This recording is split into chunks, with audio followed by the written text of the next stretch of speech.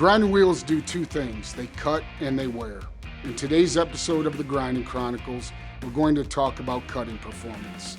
Specifically, we'll look at the methods we use to evaluate the cutting action of two wheels. Welcome to the Grinding Chronicles, presented by CDT Senior Application Engineer, who we call Captain Chip Thickness, also known as Chad Wesner.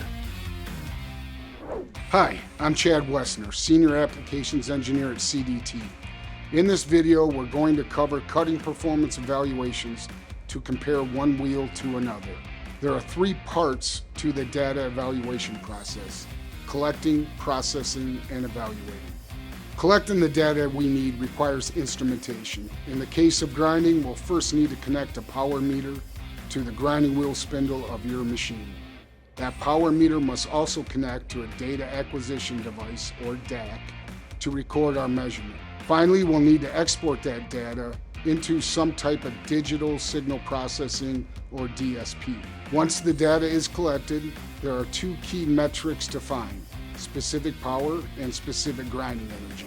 For specific power, we'll start with a graph of the spindle power versus time.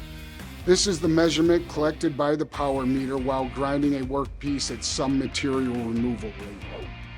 Next, we must find the net grinding power, which is the steady state power during the grind minus the idle spindle power. The process is repeated a minimum of 2 more times at different material removal rates, which yield additional net power values.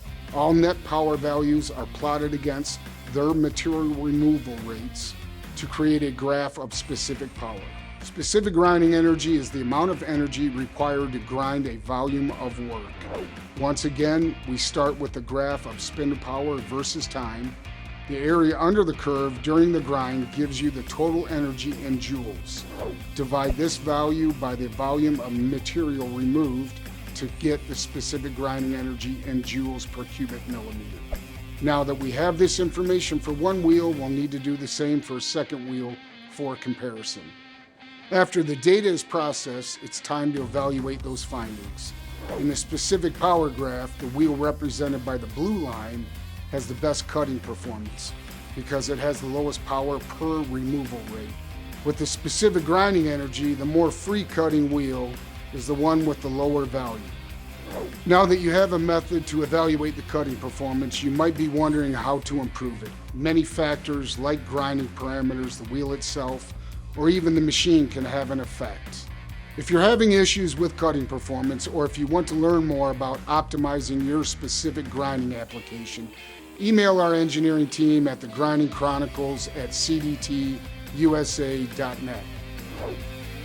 Thanks for watching.